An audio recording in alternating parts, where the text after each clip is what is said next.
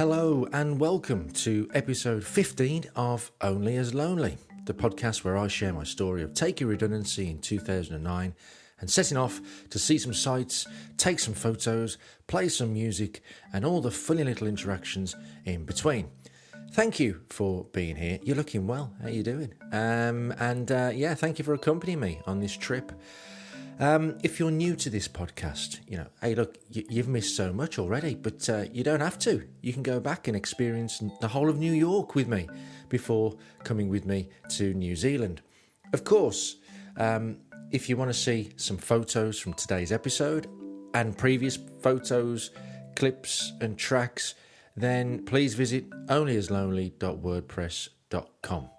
So, yesterday, I had a long drive through the Southern Alps and stayed at a camper van site that was called Beach Walk. And yeah, I couldn't find the walk to the beach.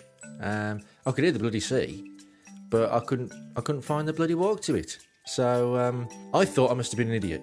So before recording this episode, I looked on Google Maps to see if I'd taken the wrong path, and if in fact there was an obvious pathway to the beach. I mean, you'd think so, wouldn't you?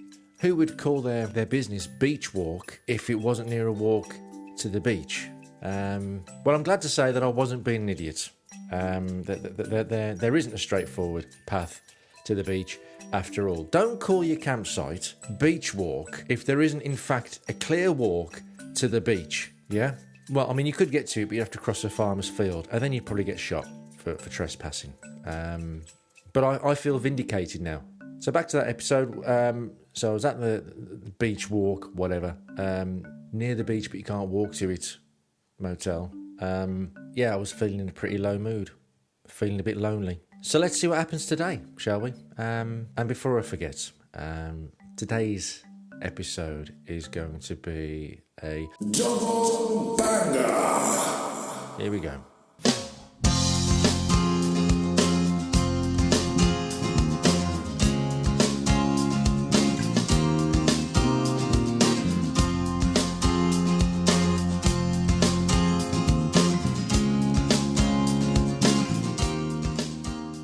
September the 26th, 2009.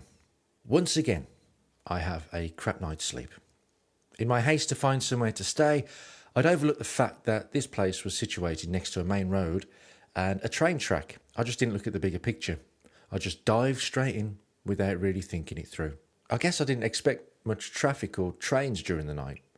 In reality, there probably wasn't that many, but because I was now so used to it usually being so peacefully quiet at night, apart from the bangs from the bus, which, I'd kind of got used to a bit. Any road noise or any train passing, really stood out and woke me up. When it came time to leave in the morning, I didn't say goodbye to the handsome lady / voluptuous man. I just set off, thinking that, wouldn't it be typical if I were to find a better place just 10 minutes away? Well, sure enough, 5 minutes down the road, an array of happy, welcoming camper van sites that you probably could walk to the beach from. Then another 5 minutes down the road, I saw a sign pointing down a track to Lake Mahinapua. Now, I don't know if I pronounce these right. I'm doing my best. Mahinapua.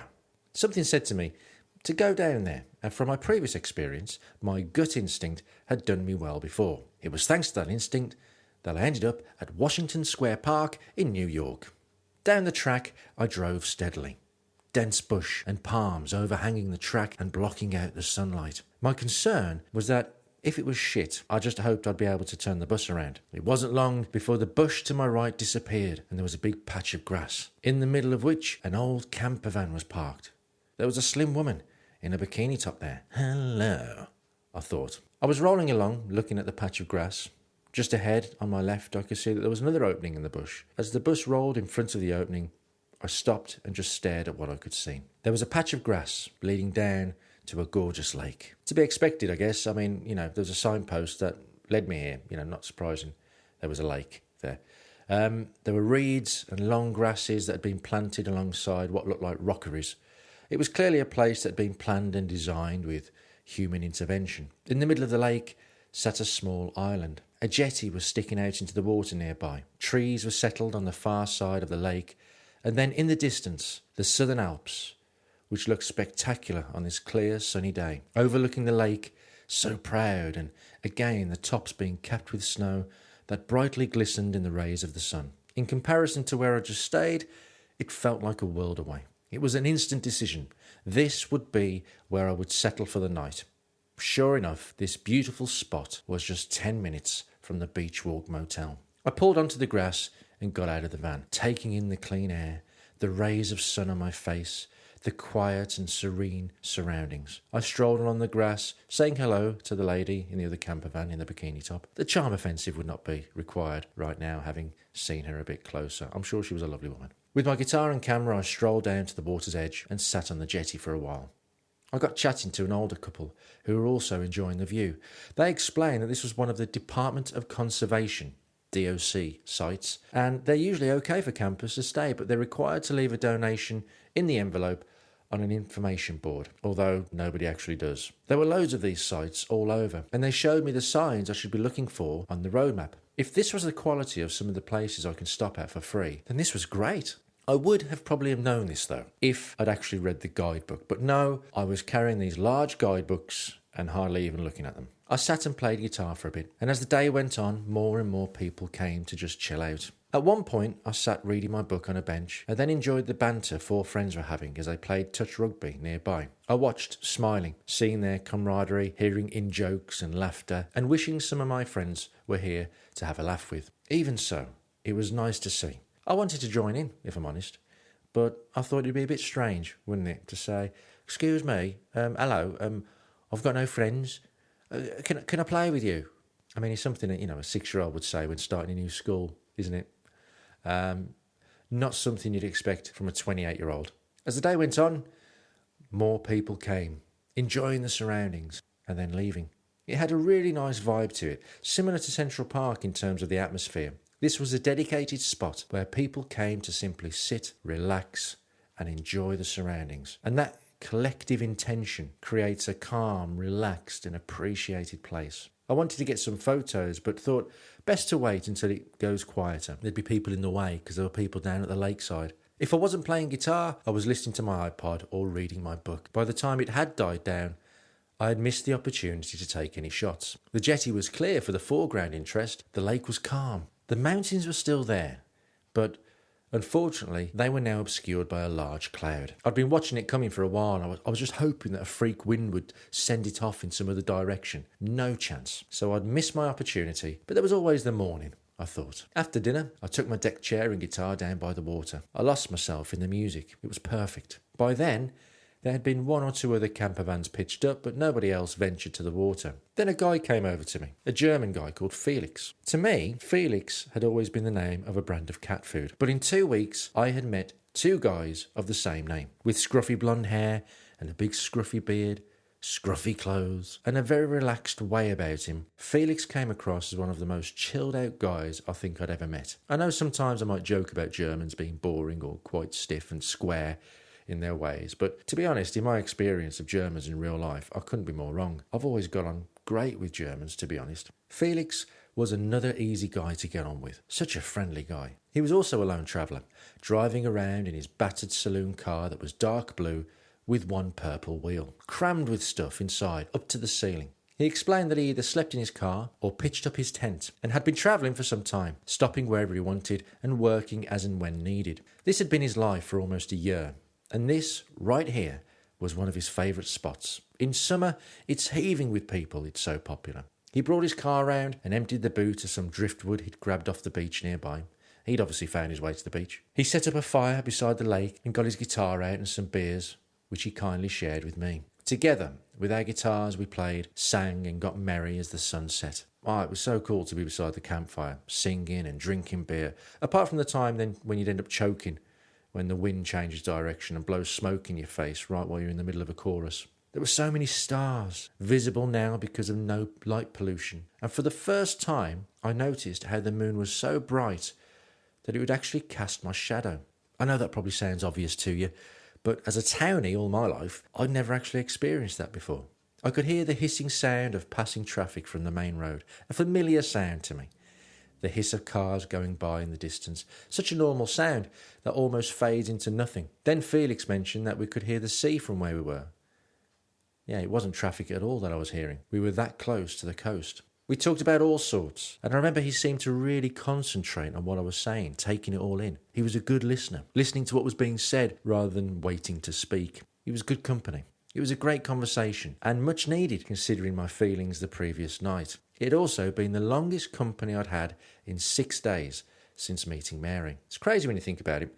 Back home, you go about your business. You don't talk to strangers. You go to the local supermarket, and the most conversation you might have with a stranger is asking a member of staff where the Branston pickle is.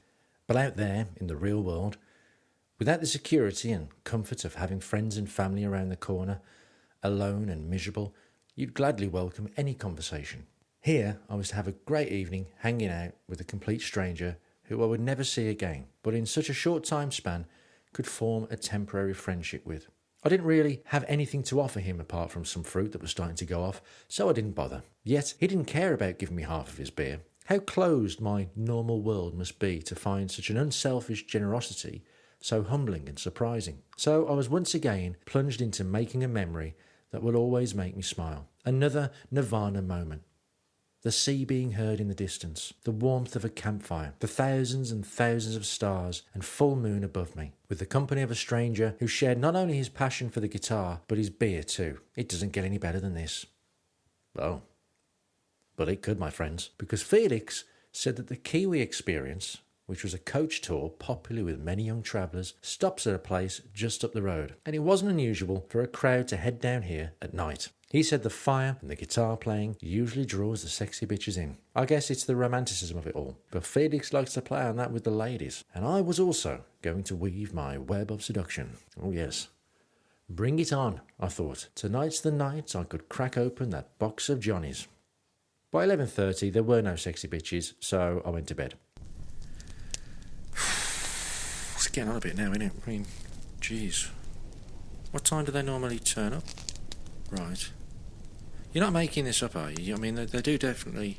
You haven't got the place wrong. It's definitely here they come, right? It's yeah? Right. I mean, it's 11:30 now. It's getting on a bit. I'm thinking it's not happening. You're just getting my hopes up here, aren't you? I mean... Right, yeah. Yeah, it's not happening. Fair enough, it's not happening. I accept it's not happening. Might as well just go to bed now. I mean, it's just as well I stink. I stink of campfire now, don't I? Absolutely reek. That's hardly going to get a lady going, is it? Isn't it? You know, nothing gets a lady going like the stink of burning embers. Right then, good night. Well, thanks for the beers. Anyway, I'm going to go to bed. But if anybody does turn up, yeah, just come and give me a shout. I mean, don't take all the glory. You're my wingman now, you know. So just give me a shout. Promise me you'll give me a shout. Yeah, I'm in that white camper van over there, the shit one, yeah. You'll probably see me struggling with the door in a minute, so yeah, alright then, good night then.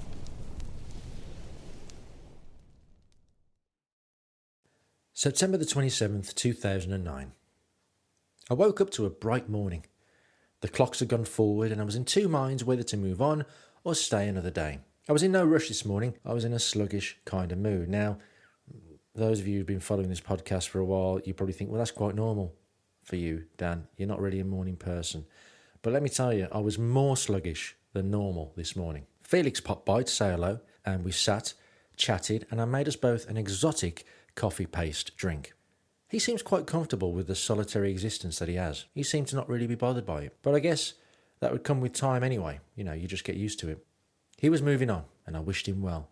I'd also given him a CD, which he seemed really pleased about. Perhaps he'd lost a coaster somewhere previously. There appears to be a trend emerging here. I meet someone and just give away my music. Oh well, you know, it's all good karma, I suppose. It depends whether you like the music or not, I suppose. Why does he give me this piece of shit? I waved goodbye to Felix as he drove off in his battered dark blue car with one purple wheel.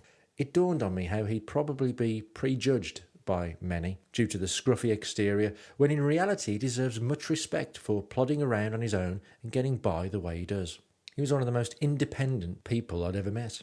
The view was still occupied by cloud, and so I definitely missed my opportunity to capture the scene I'd been blessed with the day before.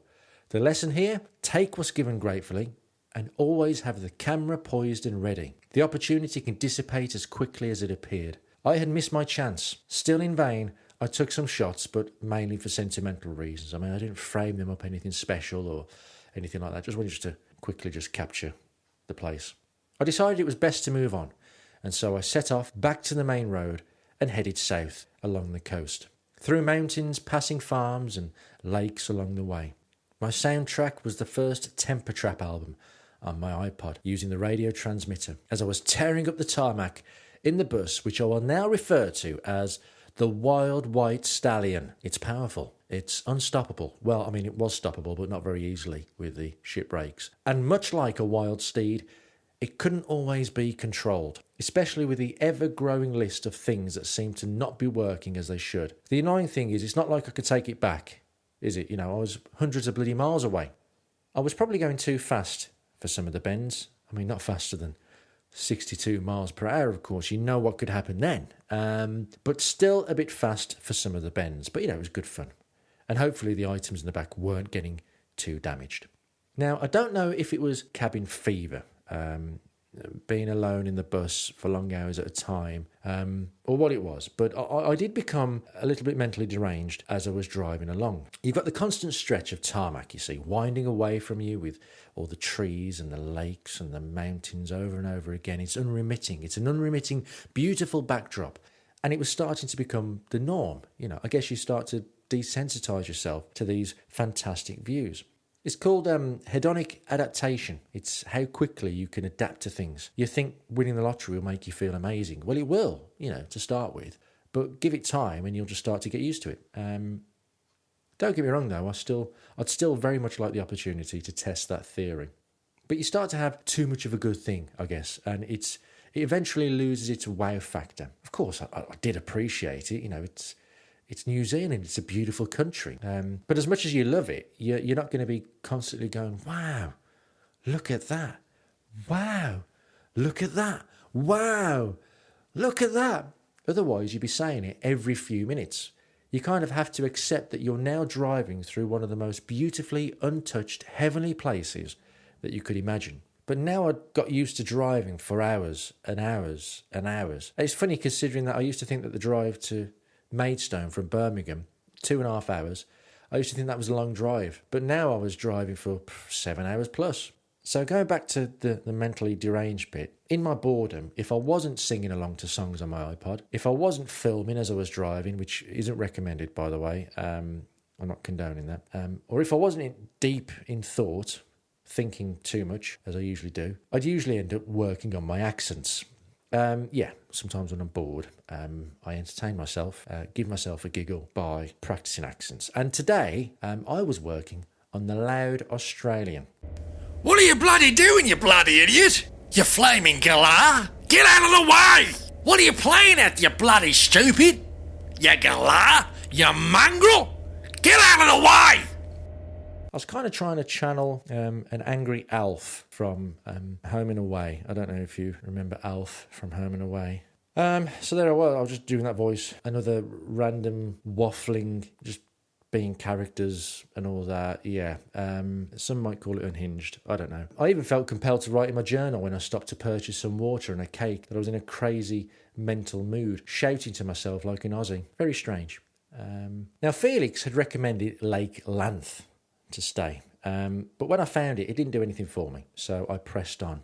I was hoping to check out a place to stay marked Otto's/McDonald's on the map, and hoping it was a scenic place to stay with a McDonald's there. I found it by chance as I stopped to take in a good view, but alas, I couldn't partake in a Big Mac attack. Of course, I am joking about hoping for a Mackie D's. That would just spoil everything, wouldn't it? Again, I was the only one there, and reversed the van to be sheltered on both sides by bush. I mean, it was like a perfect parking bay, perfect for the bus. The front was facing a small patch of grass which was surrounded by trees, apart from a small opening that I was facing, with a path leading down to Lake Maporika. I don't know how you say it. Again, it sounds South American. Maporika. It was a grey day with drizzle coming down, and I could just make out between the cloud that there were, yep, you've guessed it, snow-capped mountains. The shore of the lake was strewn with pebbles and driftwood, the trees overhanging the shoreline all the way around, and only the distant sound of traffic every now and again passing by on the main road, which wasn't far away. But for most of the time, it was quiet. This lake, this view, was all mine. I decided I would enjoy the peace and quiet. I fetched my camera and my deck chair in my waterproofs and placed the chair under some overhanging trees where it was dry. I then strolled along my little piece of pebbled shoreline, taking macro shots of some of the multicoloured clusters of pebbles and leaves. I'd then stop and start skimming stones for a bit. Then I'd have a sit for a while. Then I'd skim some more stones, more macro photography. Then when the clouds covering the mountains started to clear slightly, I took a few shots. Although with the clouds grey and the white snow on the mountains, the images were a bit flat. The exposure was unable to capture some of the detail in the trees. And what I thought it would only be any good for some sentimental memories rather than anything I could actually edit and do something decent with. Although, having recently edited them, and you'll see them on the WordPress site, I think they look all right. I think they've come out okay. As I was skimming stones, I felt like a castaway. And thought to myself that it was a lonely game to play, wasn't it? Killing time, trying to entertain myself. So solitary. But today, I wasn't really feeling sorry for myself. Maybe it was because I'd spent the previous evening with Felix, so I'd had some company, and that meant I was okay being alone. Maybe I was inspired by just how relaxed Felix was about travelling alone, and the kudos I'd given him, how I admired him. I wanted to be able to give myself that kudos. I was inspired by it. Or maybe it was because I was starting to grow a bit. Perhaps it was all of those things. But either way, right now, in this moment, I felt stronger. I felt different. I had a kind of, oh well, attitude. There was nothing I could do about being alone. I mean, I just had to accept that this was what I'd signed up for. Of course it was. I was travelling on my own. This is what you've signed up for. And I was only coming up to a third of the way through the trip. I was still reflecting, though, and thinking of the past. My ex, work, parents, Scruff, my dog, friends, family, Scruff, my dog, home, the trip so far, and Scruff, my dog, all flowing through my mind like skipping through the chapters of a DVD with a remote. With each thought, a different feeling would be felt through the associated emotion it would drag along with it. Was it healthy? I don't know, but I guess that at times like that you can't help but reflect. There wasn't much else to do but to think, and one of my flaws, if I'm honest, is that I think too much. It started to rain. I sat back down in the deck chair where it was dry and watched the thousands and thousands of droplets hit the water and the ripples that would come from that. The sound from the collisions of raindrops onto the lake and the raindrops hitting the trees was pretty loud. Something you don't take any notice of back home. I realised that sometimes I don't listen to nature, that is. A guy in a small speedboat went by. He looked tiny, he was so far away. With a distant buzzing as he passed me, he gave me a wave back. I was surprised that he could even see me against the dark backdrop with my black jacket and dark waterproofs. It felt like a profound moment. One stranger's friendly act of waving to say hello to me, another complete stranger. It was such a genuine act of being nice. Nothing to gain from it, apart from a fleeting connection. Like I said, I was thinking too much. It was just a friendly wave, Dan. No need to analyse it and break it down, mate. Just a bloody wave. I guess I sat there for a while, maybe a couple of hours or more. I was trying to make a conscious effort to relax, and I was getting pretty good at doing that. When I had the chance to stop, that is. To sit and do nothing and let the world go by is probably a novel concept to many of us, perhaps even including you listening to this right now. We're always busy doing stuff, aren't we? We've got chores, we've got work, cooking, cleaning, DIY, looking after the kids, whatever it may be. And then our moments of relaxation, unless we're sleeping, are spent by occupying our attention. We watch TV or a film, we might read a book, or we might even listen to music or a podcast. It's all a distraction. When was the last time you just stopped, just sat, looked at nature and listened to nature and made a conscious decision to do absolutely nothing? I went back to the Wild White Stallion. I don't know if I'm going to stick with that name. And I stuck on my iPod, listening to Ryan Adams and the Cardinals while I cooked myself a good meal and the rain continued to lash down. Some chicken tonight with rice, and after seeing Steve and Julie and Kaikoura do it, I added some sultanas to everything I cooked. You know, it was nice in this dish. Not so good with beans on toast. I took a picture of me about to shove a load of food in my mouth. Not the most flattering picture. But this was with the intention of my aunt actually showing my nan that I am eating well. You know, my nan was like, "Are you eating well?" "Yes, I am eating well. Look, nan, I've got this chicken tonight with sultanas in it and rice." Something else to add to the ever-growing list of things that didn't work properly on the Wild White Stallion piece of shit. I now noticed that the hobs were playing up, and the large hob required me to hold the gas in, hold the button in for it to stay on. It wouldn't stay ignited. Like for the gas to keep running, I had to keep pushing the button in. So that meant that my cooking was usually with one hand while the other had to keep the heat on. My fridge thermostat was also a bit temperamental, and I was starting to get bottles of frozen water. And this was only the beginning of grief I was getting with this piece of shit bus. I'd already discovered that I couldn't shut the sliding door properly from the inside. So if I did use it, I had to then go back out, shut it from the outside, and getting through the passenger door. This bus was becoming a right pain in the arse. So after dinner and washing up and all that, I played a bit of guitar, did some reading. But I'll tell you what though, it was pretty eerie. Every now and again, I was getting the old paranoia kicking in, thinking, you know, Dan, it would be really easy to murder someone out here and no one would know. Someone can murder you here, Dan. Don't think like that, my rational part of my brain would say. So I tried to shut it out, you know, but the odd bang in the bus would still scare me and make me jump. I would sometimes wonder, what would it be like, you know, if you just pulled open one of the curtains to reveal the face of a stranger looking in, soaking wet, only lit by the light coming from the interior of the bus, staring at you with wide eyes, their face distorted from the water running down the glass. But those eyes, you can't miss the wide-eyed glare of a psychopath. Don't even bother looking down, just, you know, seriously, ignorance is bliss, yeah? You need to get out of this thinking, Dan. Hum something. La la la la, la la la la, la la la la. Yeah, that's not even a real tune. Think of a happy song, Dan. Think of a happy song. Reach for the stars, climb every mountain higher. S Club 7. S Club 7, really? I'm my own worst enemy, aren't I? I mean, I think I should just maybe get a career in horror. Just write about things that would scare the shit out of me.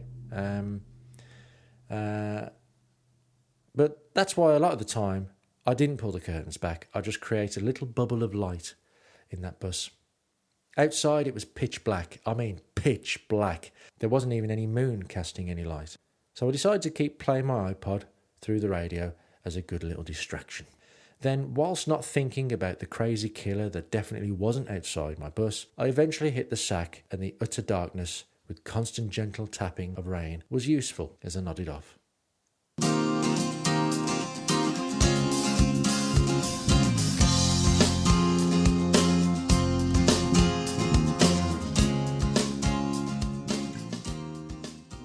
And there you go. Did you enjoy that? Do you like that? So, yeah, what were the odds, eh? I'd stayed in that crap camper van place that wasn't anywhere near the beach. Well, it was near the beach, you couldn't walk to. I'll let that go. Got to move on. But finding something 10 minutes down the road, you know, much better. What a world away. Lovely place. Great. Like I said earlier on, it reminded me of Central Park in a way, because when you just have a collective of loads of people just coming just to enjoy the space and just to be there relaxed, and there was no negative vibes there. It was just lovely. And I think, you know, people weren't leaving litter everywhere. People really respected it. Different to at home. See people down the park and they just leave rubbish everywhere. So it was nice to just see there and just enjoy, other people being there. Enjoyed watching the little game of touch rugby that they were having, their friends, wishing that my pals were there. But it was great to meet Felix in the evening. Have that you know, that evening together. What a top guy he was. Lovely bloke. A lot of respect to Felix to be able just to do what he does, go around on his own. That was his life for a year in his little knacker of a car. Happy enough, chilled out, doing his thing. He'd got his routine. Go to the beach, pick up some driftwood, start up fire later on. And, you know, just the way that he lived his life, doing little jobs here and there. A lot of admiration for that. And I think it inspired me. I think seeing how comfortable he was kind of made me think, well, that's how I need to be. I need to be that kind of easygoing and just relax a bit and just go with the flow and you'll be all right, you know. Shame I missed the photo opportunity to be able to catch the Southern Alps. Lesson learned, you know. And as I mentioned, you know, getting used to driving through the beautiful country, it's, yeah, that hedonic adaptation. Yeah, it's not to take anything away from it. You know, you don't have to stop and then think about, well, for me anyway, I don't have to stop and just think about Dudley and then where I was, and I'd go, bloody hell, this is amazing. you know, but otherwise you're following the road, you're driving, you're seeing these amazing views, and it's just constant. You know, it's only when you stop and think, geez, I normally live in Dudley. Compare Dudley to this, bloody hell, then you get that kind of wow factor again, you know. And then I found that spot, Otto's / McDonald's at Lake Mapurika, and yeah, look, you're seeing a theme of a little bit of paranoia at night. Again, maybe that would subside over time, but yeah, I don't know if that's a flaw, but it's maybe that's natural. I don't know. Could be out in absolute middle of nowhere. There is no one for miles around. Still think there's a bloody psycho outside, you know. Well, you know, this would be a good spot for a psycho, actually, wouldn't it? Like, there are psychos wandering around the beautiful countryside of New Zealand. I don't know, maybe there could be. I don't want to give it, if there are any psychos listening to this, I don't want to give you any ideas. Don't do that. Get some help. And I just want to clarify, you know, when I was doing the voice in my head, talking to myself and the different voices, that was just, you know, for entertainment purposes. I don't want you thinking that I have voices and I need some sort of psychiatric evaluation. Mind you, I couldn't blame you for thinking that if you heard me going off for one as the Aussie. Yeah, I do voices too. I still do it now. If I'm on a long journey in the car, sometimes I might just, if I'm a bit bored, I'll just do voices to myself. It's how I've come up with different comedy characters, to be honest, over the years. My other half thinks that she lives with several people. Yeah, I don't need psychiatric evaluation. So, what do you do when you're bored to entertain yourself? Please don't tell me it's just me that does these stupid voices. Have you ever camped under the stars in the middle of nowhere? Have you ever been paranoid? Been out in the sticks? Or is that just a me thing? Have you ever successfully wooed the opposite sex with a campfire and a guitar? What do you do? Or what do you think you would do to get comfortable with being isolated? Leave a comment somewhere on YouTube or the WordPress site, or email me at onlyaslonely@gmail.com. You can also send any questions to that email address too. And you can see photos, clips from this video on onlyaslonely.wordpress.com. Can you please do me a favour though? Can you share this with a friend, leave a review or comment to let me know what you think? Like, subscribe and all that jazz. It really does help, and I really do appreciate it. And as always, you know, thank you very much for taking the time to listen to me rambling on. I hope it makes you smile. I hope it encourages you to maybe, I don't know, pick up a guitar and play music, or go travelling, or take photos, or do stupid voices to yourself when you're bored, whatever. If it helps someone to try something different, to step out of their comfort zone and try something new, then all of this will be worthwhile. So I'll see you in the next one, where I climb a glacier and something very bad happens. That's a teaser, isn't it? Ooh, what's going to happen? Yeah, bye-bye for now. You mongrel!